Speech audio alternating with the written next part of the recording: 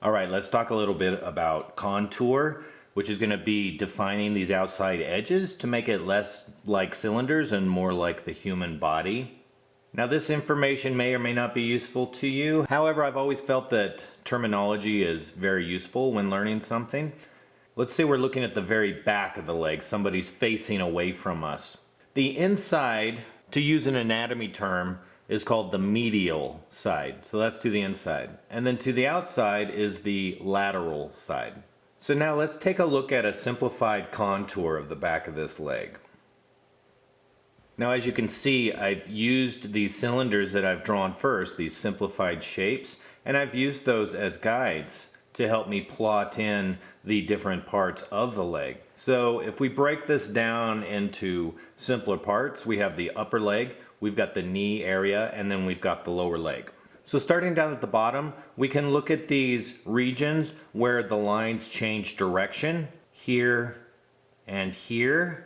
These are very prominent points. They help define the girth of the lower leg. There's also a point right here.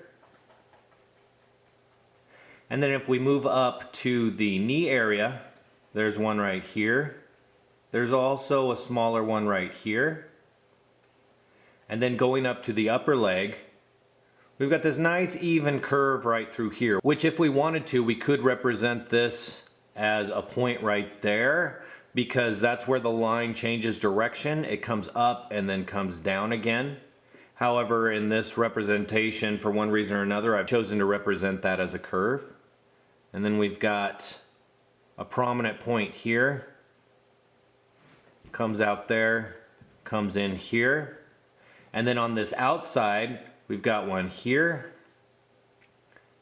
here, and here for the main part of the thigh, and then comes back into the hip area right here. So I'm going to turn on some guidelines here, like this. And these will kind of help make it a little easier to break down these specific regions. Over here is the outside of the leg. So this is the lateral side, and we're looking at the back. So this is the back of the calf right here. Notice how it goes up and disappears right into almost the center of the knee. And we have this very prominent angle. So what I like to do is try and memorize some of these specific points along each part of the body. And if you can memorize some of these positions, that helps make drawing from your imagination a little easier. When drawing the calf, so if we can imagine an angle that is high on the outside and lower on the inside, that can help us put the calf in a more believable manner when we're drawing. Straight lines at the knee, and what that means is where we connect, where the lower leg connects to the knee, is just an even straight line across. So that's pretty easy to remember. So maybe the next time we draw the back of a leg, just out of our head, we can remember some of these points. So if I've roughed in my shapes like this, if I can remember some of these key landmark features, like at the knee, that it's just going to be straight across, and that I've got a slope that's coming down like this. And I should also take note that this is higher up on the leg, so it's, not way down here by the ankle, it's up here. So then I can come off of that knee, come out, and then slope back down. And then on the other side, like this. And then let's keep going up and analyze this a little bit more. We've really only got two sides to analyze. We've got the outside or the lateral edge and the inside and the medial edge. So on this outside edge, notice that it's similar to down here, the lower leg. Notice that this higher region up here is up closer to its end point. So that might be a way to help remember this.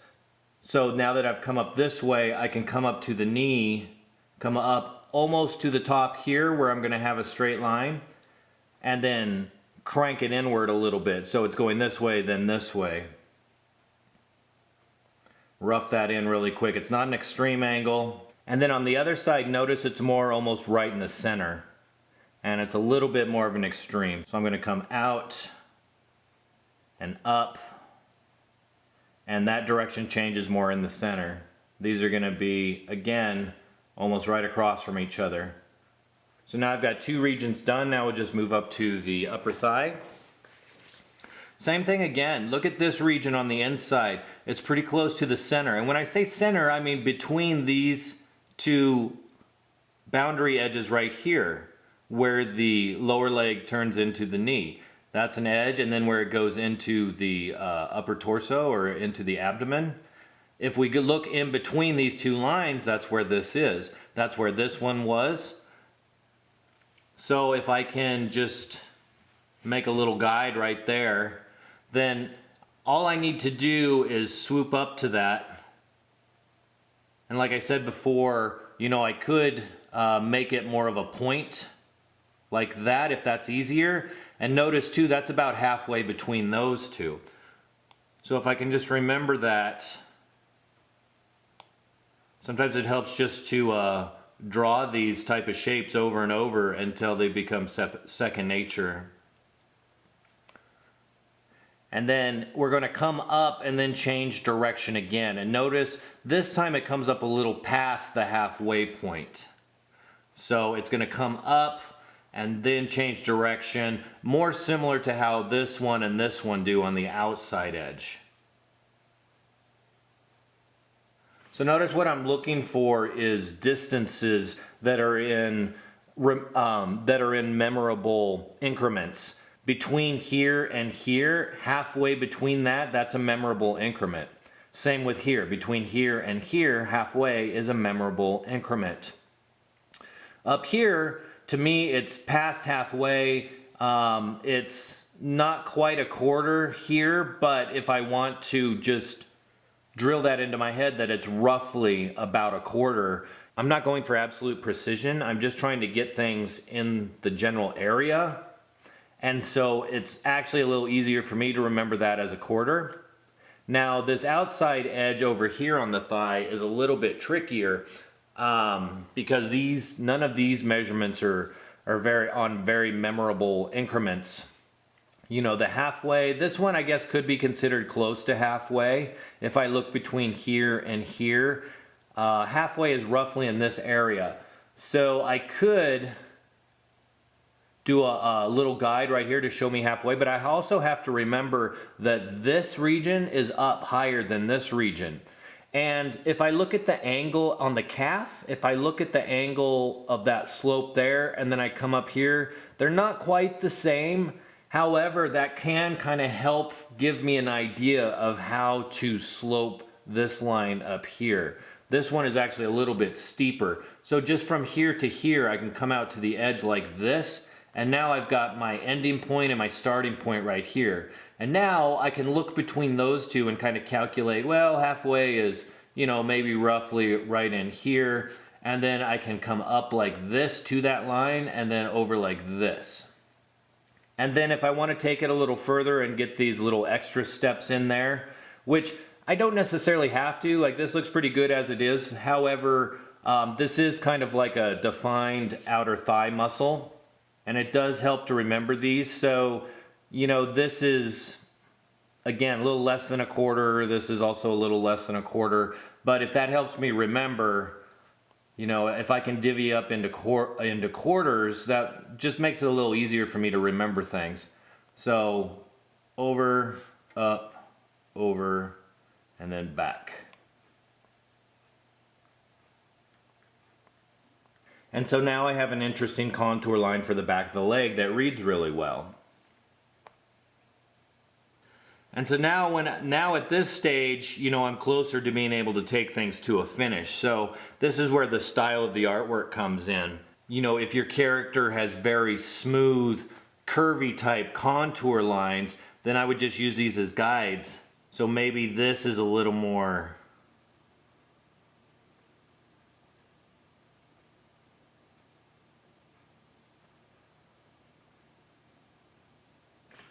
See how this is one nice, smooth, curvy line?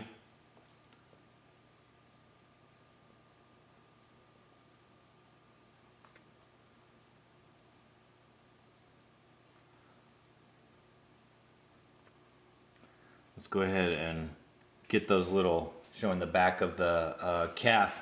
Or another style is maybe a little more similar to what we have here. Things are a little more angular. Maybe we've got lines that come up and are a little more exaggerated in their angles.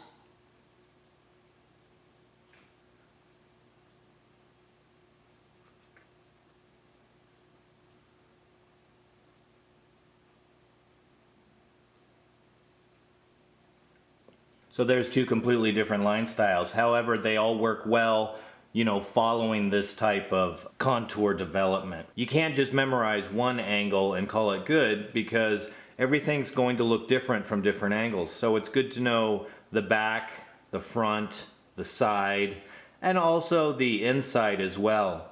The inside's a little trickier. You're only going to see it from certain angles. But if you get the basics down, then it's going to help you in the long run. Now, when you get into situations where you have characters that are in more dynamic poses, like the leg's not straight, it's bent, then, you know, obviously you're going to have to possibly look at some reference of some limbs in those positions, and again, try and analyze and hopefully try and memorize some of those key regions where the lines are going to change direction. So let's look at this side view. Breaking it up into regions again, starting with the bottom leg, we've got the ankle, the top of the knee, and also where the thigh starts to go into the pelvis area. These are all straight across horizontal lines. But then we've got some key points going along the lower leg. The first two are very similar in slope. They both are sloping from a higher point on the back edge and a lower point at the front edge. Now, if you want to know those anatomy terms for direction, the back is considered the posterior side, and then the front is considered the anterior side. So you have posterior and anterior. So if you can remember these slopes, they're not super extreme. It's not like a 45-degree angle. It's more like possibly like a 30-degree angle. The first two are very similar, and then we crank up to closer to a 45-degree angle as we get up to the knee.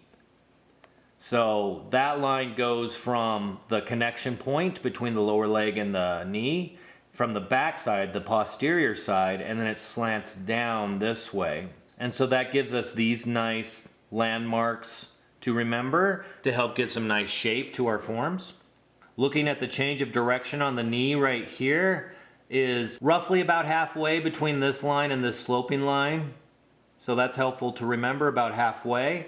Don't have to remember anything on the back of the knee. It's just a straight line up and down. That's good. The less we have to remember, the better. Also notice the anterior side of the thigh has gotten a lot more simple. It's basically a straight line going up to this landmark area, which is also being used in the back area. So that's really nice. This is basically where the character's butt connects right to the thigh right there. So that's a great point of interest. That gives us a nice straight even line, and then halfway between those two lines we've got a point of reference right here to give us a direction change. And then this changes direction and goes up into the hip area. So again, we have a character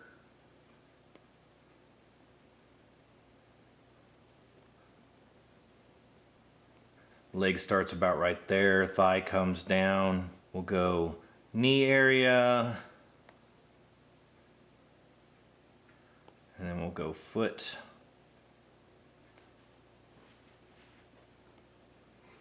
We've got our cylinders like that. Now let's go ahead and get those contour lines plotted in.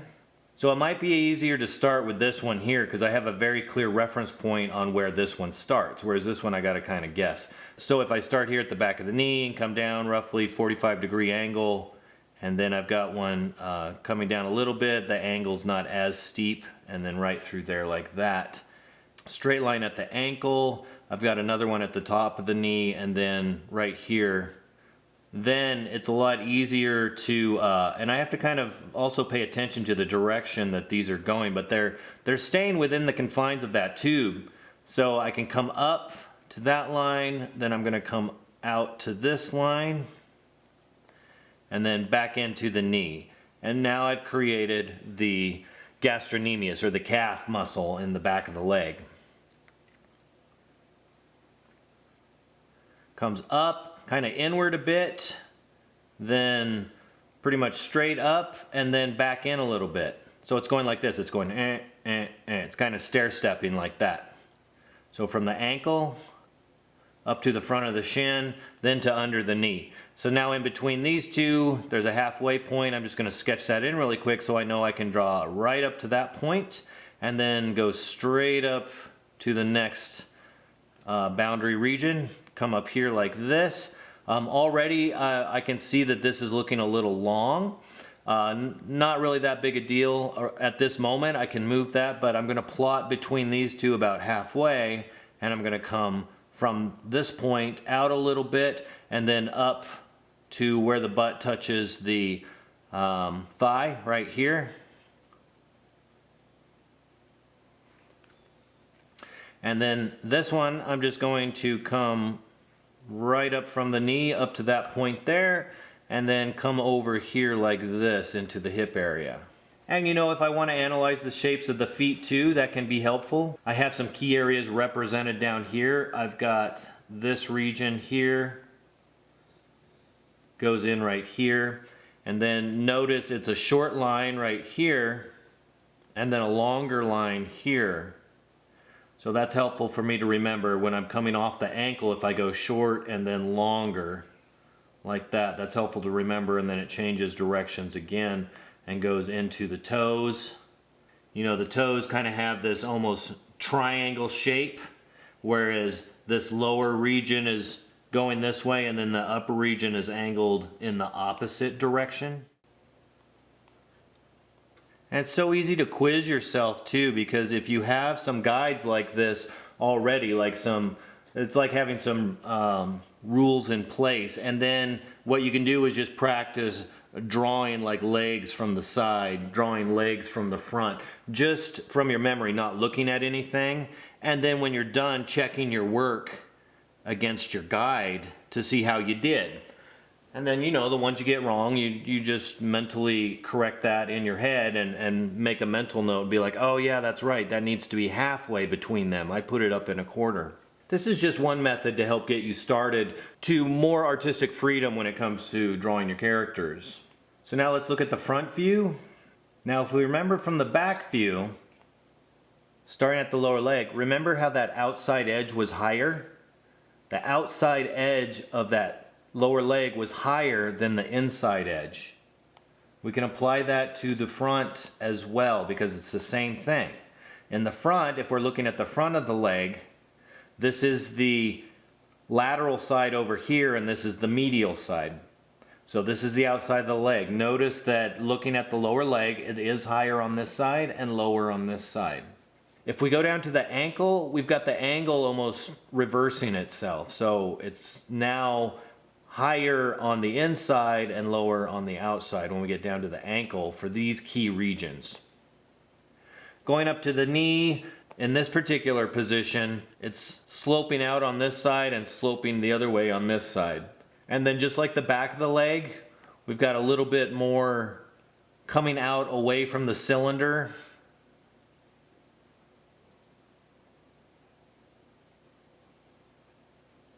Just like that. So it's almost like 3 steps. So coming from the knee, it goes out like this to that first point, then a much smaller curve, and then it just kind of goes up and cranks over like this. And this up and over like this, it's longer here and then shorter here. And this is the hip bone right here. So that's the top of that pelvic bone, that iliac crest. Notice that this whole time we've got this direction that's kind of going like this, and then it's cutting back in like this. So that's always important to recognize so that you make sure your shapes are going in the right direction. Because right now, if you look at mine's just kind of, you know, kind of blah. It's not correct because I did it without having an underlined frame. I was just doing it by eye. And so by seeing that, it might be helpful to understand why it's useful to create a framework underneath, because that helps you keep things where they need to be, as opposed to you get off track, you have no points of reference to help you when you're just drawing blindly like this. Not to say that you can't. You can get really good at drawing blindly in that manner. However, in that instance, I kind of completely failed. Now, if we look at the inside is just kind of going not straight up, but almost at an angle out this way. So it's kind of coming up this way. And then we've got two key points of interest where the lines change direction. I would say there's one right here as well if we want to get really technical. So you notice here from the knee, it's almost coming out, going up to this first point, going to this next point. So we're going up like this, changing direction just slightly, then coming out and back in. And then trying to remember these points, kind of close to quarters, not really, but to me in my head I would probably try to remember those in quarters. So if we have a character standing there,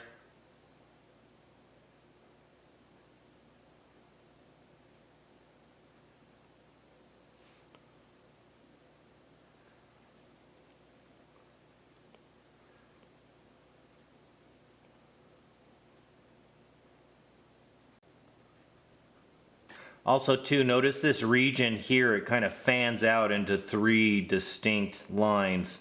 This first one is not quite straight across, it's angled up, and then they just angle up more considerably as it goes up, with this last one being maybe like 50-55 degrees, something like that. So again, I would start with that upper line on the lower leg for the calf, up higher on the outside, swooping down on the inside. Down here we just kind of change the angle like that, and then let's just come up, out, connect those two, and then come back into the knee. Same here, nice tapered ankle, come back into the knee like that, and then remember, not straight up, gonna slightly outside and then slightly outside. We'll say those are roughly about the same horizontally going across to their endpoints. There's the knee region. I'll make a little line right here to kind of represent where the knee is. And then from there, I'm going to go out and in. So if I want, I can actually plot those lines real quick. So that one that was coming over, and then there was one that was going up about 55 degrees, and then roughly in between them, maybe slightly more towards the top one, is that other line. So I can use those as guides. Now from here, I'm just going to come out and then up to that point, kind of like this. And then I'm going to just a subtle curve right through there, and then up and over for the hip.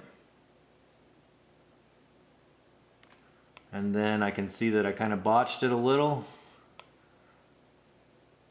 So it might have been easier to do the hip first, or it might have been easier to do the thigh, then do the hip, and then connect them.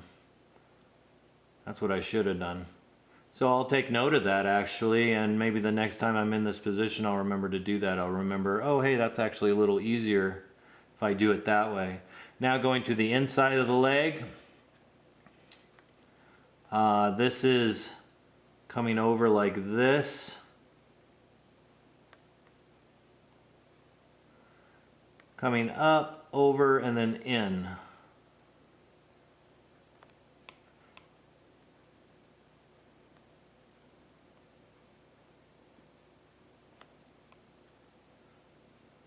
And to me, I'll probably define this region a little bit in my own manner, because I know that there's a big teardrop muscle right here that comes across like this. So there we can see this nice dynamic looking leg. So how do you figure this stuff out? How did I figure this stuff out? Well, I looked at a lot of reference photos. So you can find photos online. You can look at limbs and body parts in all manner of different positions, and you can analyze them this way.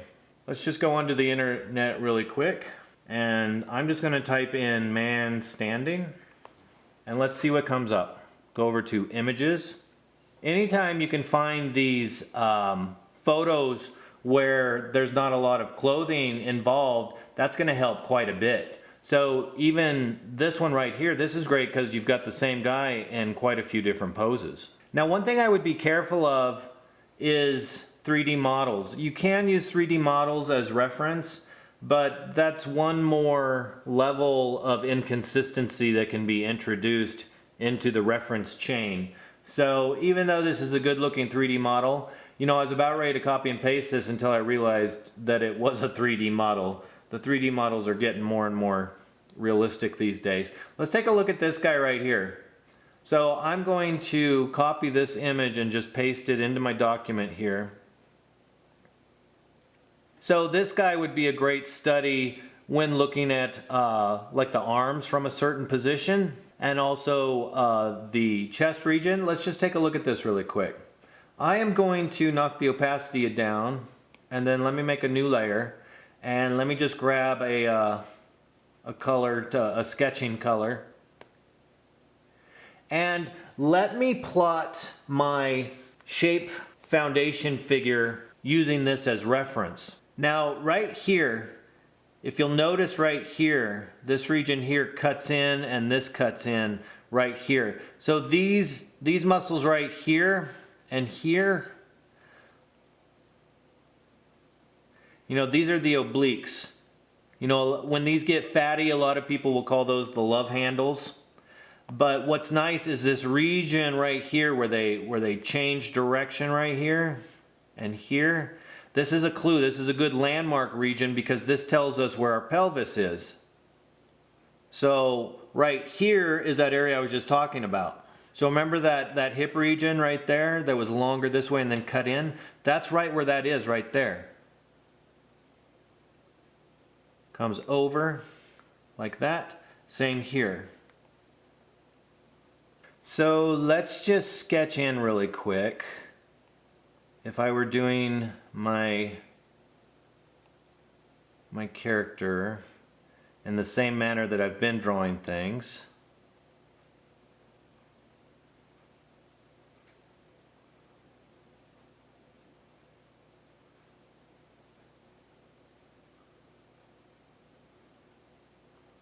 Here's the clavicles right here.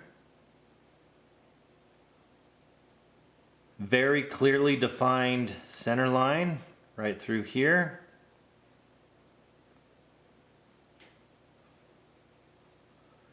And we'll say this. So there's the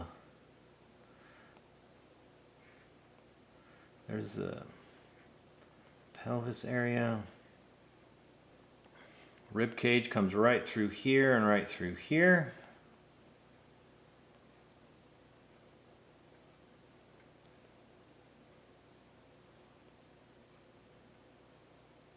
Now, if you've ever analyzed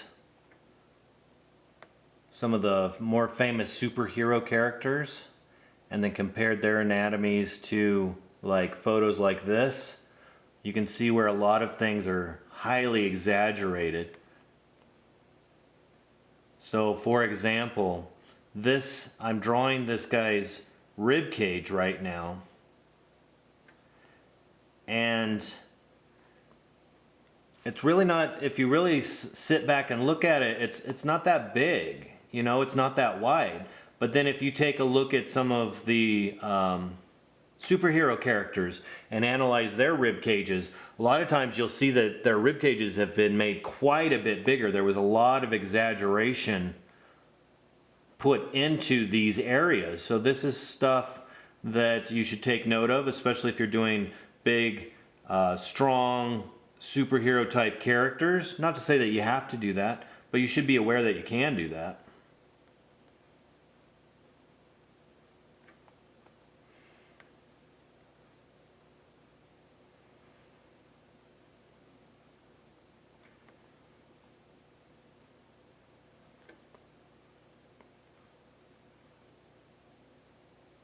This is a great way to study and to, refine your foundational abilities. So for example, the underlying frame, the skeleton, if you're having some troubles, you're not liking how your underlying frames are coming out, then you can do some tracings like this to help you see where you can fix some areas.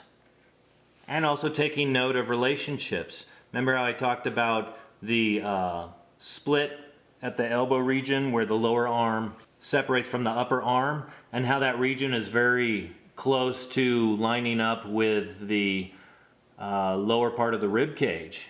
And so just doing some of these tracings can help reaffirm some of those things. Wrist, and connect them. So I'm not going to worry about this area down here right now. I'm just focusing on analyzing this area here.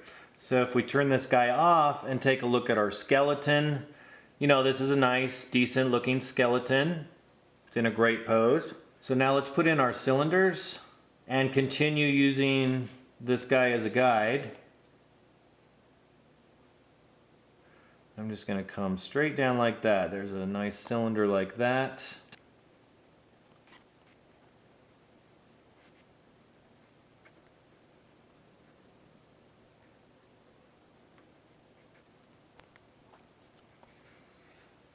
Alright, let's see what we got here. Let's turn all this off.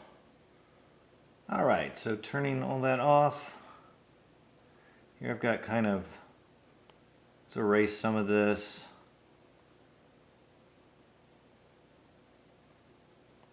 Got my basic shape form here.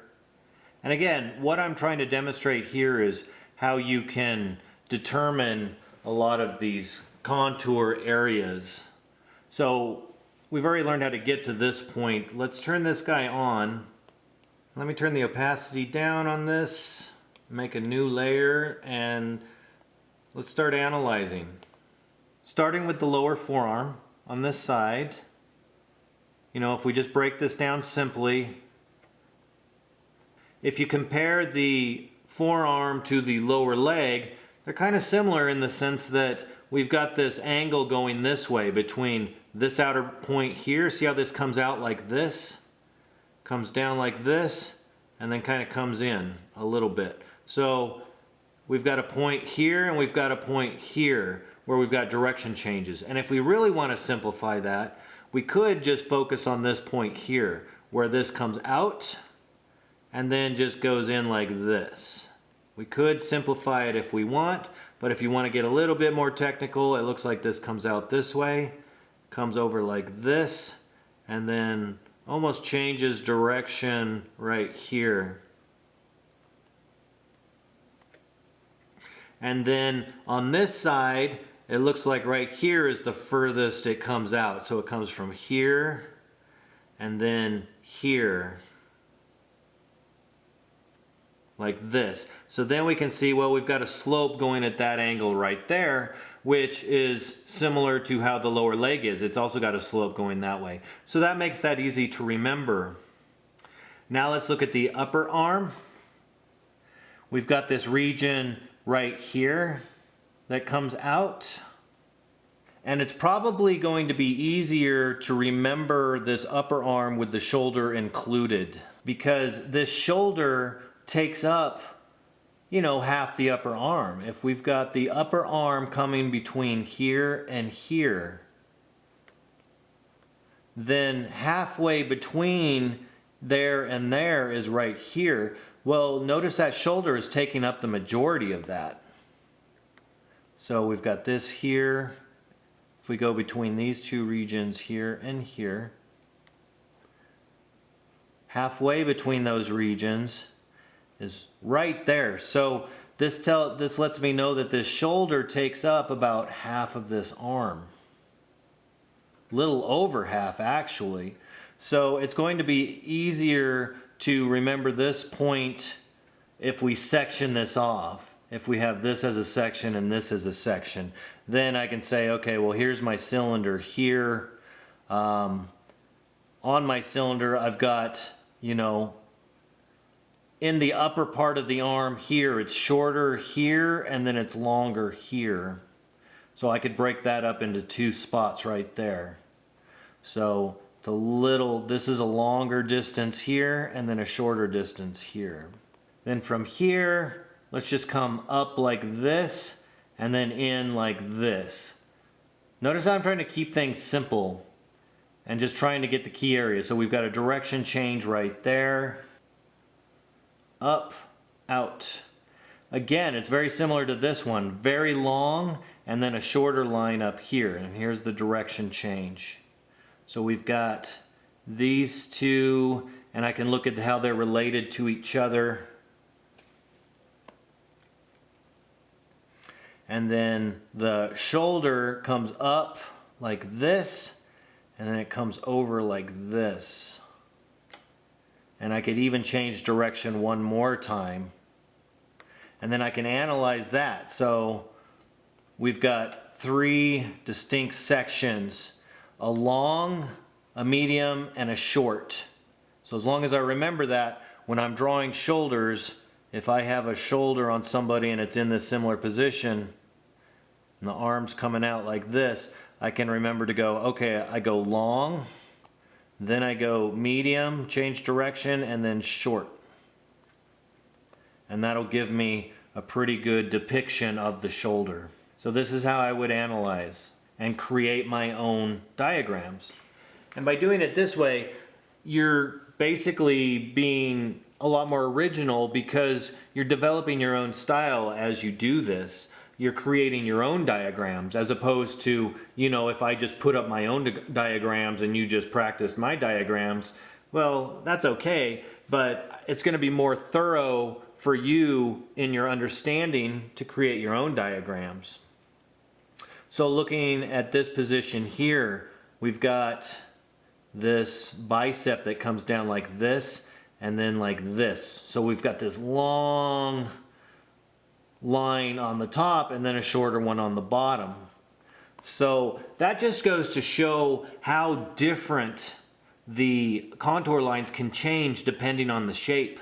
So here we're seeing this whole region of the outside of the arm, whereas here this is the outside of the arm. So here we see a lot of it, here we just see a sliver of it. Here we're seeing the front part or the anterior part of the arm. And so because they're in different positions, the contour shapes are differently. So we can't draw this arm the same as we draw this arm. And I know that's confusing and complicated, but it's something we just have to accept as reality. That's the reality of it. So if we want to get good at drawing characters from our imagination, then we have to study the body in different poses. And I find it helps to just focus on one limb at a time, kind of like what I did with the leg. I drew it from the front, the side, the back. Granted, I haven't done it from the inside yet, but I would do the same thing with the arm. So this is looking at the arm from the front. This is almost looking at the arm from the side, almost. I would go and find some pictures where you can see some arms directly from the side and use those as reference and then simplify. Now I could, as always, you get to decide how complicated you want to be. I could break this up like this because look, we've got this kind of stair-stepping pattern where we've got a shorter, little bit shorter here, then it's a little bit longer here. This is going to be our longest line. Then a little shorter, and then a little shorter. And it's going in that direction there. I could, you know, use this as my diagram for the contour line. Nothing wrong with that. That's a little bit more complicated because we've added in a couple more direction changes. So you get to decide. Me personally, I like things a little simpler, so I like this because this is easier to remember. But that's just me. I like keeping things simple simply because there are so many different things to remember about the human body when you're changing direction. So the less I can have to remember, the better. If I have to remember a bicep, I would do it like this, just 2 lines. One long one short one that comes in. Shoulder is right here. Notice how now the shoulder doesn't seem to take up as much space as over here. And that's just simply because the reason for that is the shoulder, it's still taking up that much space, but it's coming around like this.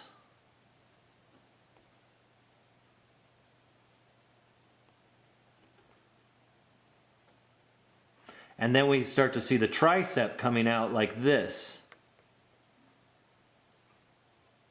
So what happens is, see, this is still hitting past the halfway point, but we're not concerned about that on our contour line, because on our contour line, it's changing direction here now, as opposed to here.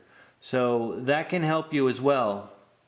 That's why getting these shapes in can, using shapes when you draw is very helpful.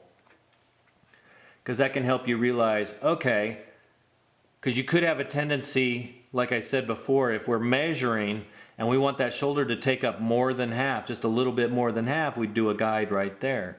But that's not going to work over here, because if we did do that, we'd be putting it down here, and we'd have this shoulder that comes down like this and then comes into the arm like this.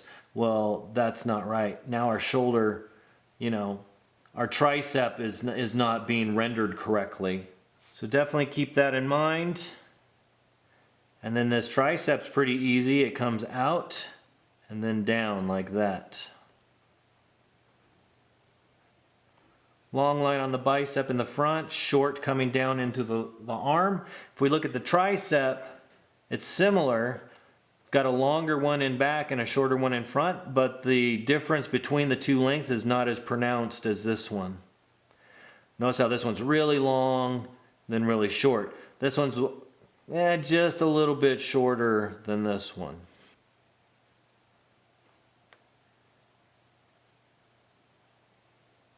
See how I'm exaggerating this contour edge here? To me, this region is almost kind of acting like that knee region on the lower leg, because the bicep comes in and then we've got this straight line right here. This is almost like everything's changing direction right in this area here. So then we have this nice direction change right here to represent the fatter part of the upper arm. And these two are very similar in length. The top one might be a little bit longer. I would just do them, probably the same length. That's how I'd remember that. And so it goes out, down, and then we go down into the wrist like this. This region here, also keep that nice and straight. So we've got these nice straight regions, and then it's going to come out, over, and back in like this. To me, I think that's a nice, simple way to render that particular region. So here I'm just going to create some contour lines based on this reference photo, just for fun. And rather than following the outside edge precisely from the reference photo, I'm using the techniques I've talked about so far, where I'm looking at the regions where there's a direction change and then simplifying.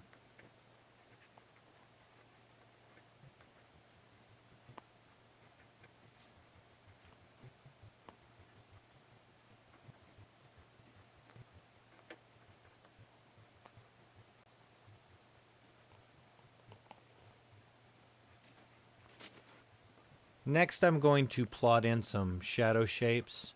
So I'm just going to start touching on a little bit of color here. I'll probably make another video where I go more in depth about color and shadow shapes. For now, all I'm doing is using my reference image. And what I like to do is create 3 values, a dark value, a medium value, and a light value. So for this example, I've got my shadow shapes in the dark value. Then I'm going to put in my light value, which is basically just the skin color. And then after that, I'm going to create an intermediary value, or that medium value. And I'll put that in. And then usually what I do is I knock the opacity down on it. Sometimes I'll change the blending mode. In this particular example, I've used a more chromatic orange color, medium value. And then what I did at the end is I just came back and added some white highlights to really help it pop. And this was just playing around. This was just messing around with different techniques. Here's an actual comic book page that I made where this I did not use any reference. Everything in this page was done from my imagination and using these techniques that I've discussed so far. Now with this particular comic page, I had already done some character designs. I had drawn some sketches. I knew what my characters are going to look like, how they were dressed. So with that being said, when I started creating my panels, I worked in a relatively rough manner. I started with storyboards. My storyboards were very sloppy. I got through them really quick. Then I started on the more detailed process. So here you can see me working on the first panel. I'm using the storyboard as my guide rather than starting with a skeleton stick figure type foundation. And I'm relying a little bit more on my anatomy studies, trying to get the muscle structures in the right spot and using those to help create my character. Since this is my first panel, the first one usually takes a little longer. The more I draw this character, the quicker I'll get at it, the smoother I'll get at it. So the first one starting out is usually not the best one. I spent a lot of time playing with the feet position. I was never really quite happy with how I had the feet positioned. Here I switched to the clothing, so I'm kind of doing this in steps. I got the body in place, then I started adding the clothing, and then here you can see I'm flatting in the colors, putting in all the flat colors. And then after the flats are in, I can use those as a selection and start doing any highlights, shadows, and all the while I'm keeping things on separate layers. Makes working with things much easier and able to edit quickly and change things about. So then I did a very quick shadow layer just using a purple and a multiply mode. And so this first panel is kind of helping me get my process down. Once I get through the first panel, like I said, the first one took quite a while, then the next panel went a lot easier. Clearly there wasn't as much detail in the second panel.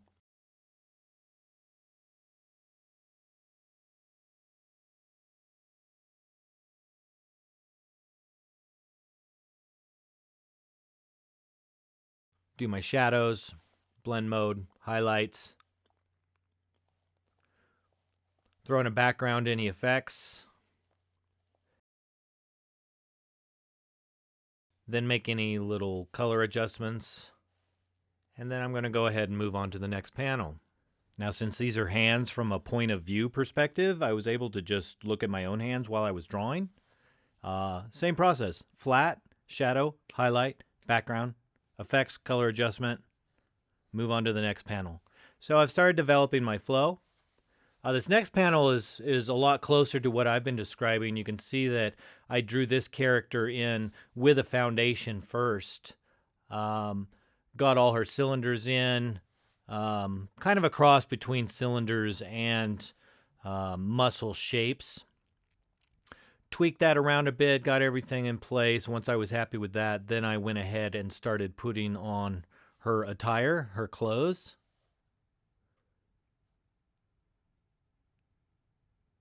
And then I went ahead and inked it. Cleaned up the lines. You can see I'm using my character design study as a reference for how her clothes are supposed to be. And then I also used it as a color reference so I could get the colors in. So I put in on my flats. She's a little bit more detailed of a character because she has a lot more items on her, a lot more clothing. And then once I got her flats in, I followed that up with my shadows, my highlights. Then I just turned her off and I went and started working on my next character. You can see I sketched him in the same way. I was a little unsure on his back anatomy, so I found a photograph of a muscular back that I could use to help me draw his back a little more correctly. After I was happy with my rough sketch, I went ahead and lined it. I'm basically sampling his colors from the previous panels. Then I work in my shadows, my highlights, my background, move the elements around, make sure I like how they look. And then I move on to the next panel. So as the viewer, we're down below looking up at the character. So you can see my guidelines. I use those to help establish that perspective. Notice the foreshortening in the face, how the area from the nose to the chin is a lot bigger. Then we go to the eyes, it's a lot smaller, and then the eyes to the forehead. So that creates that effect that we're down below. Now you can see I'm getting really fast at creating this character. I've had enough practice with him in the previous panels that he's starting to go really quickly now. I sampled my colors of his skin from the previous panels, flat them in. I already know my shadow color. I'm able to sample that, put it in. I know the exact opacity to reduce it to for the overlay, and then my highlight color. Now this panel went really quick, but where I was struggling was with this blade. I was never happy with how the blade was positioned. So here you can see I redid the actual hilt part, the hand guard part. I changed the angle on it to help match the blade. I still wasn't happy with the blade. So ultimately I redid this blade in her hand like 4 times before I finally got it to where I was happy with it. I would suggest that you do studies in your off time. These are drawings that are never meant for anyone else to see. They're simply for your own benefit. So here you can see I plot out different measurements to help me get an idea on the figure of where things lie, and I try and quiz myself on them. You know, I also like to do a lot of anatomy studies, looking at anatomy books, reference images to help me figure out where the muscles go on the arm. Here I'm focusing on the forearm because for me the forearm has always been a very difficult element to get all the muscles right. So I'll practice looking at some anatomy drawings or photos, and then I will not look at anything and try and do them from my head. And then I'll compare them to my anatomy photos and see how close I am. So I would definitely recommend that you do some anatomy sketches because that's the thing about comic characters. They're based on anatomy. Like for them to look good, they have to be anatomically correct. Even if the areas of their body are exaggerated, they have bigger rib cages or they have longer legs, you know, or smaller heads or anything like that. Despite the proportions, they still have to have a believability in the anatomical foundation that they're based on. Okay, that's it for this video. I think in the next video I'll discuss lighting and shadow schemes, and we'll start getting into some color analysis.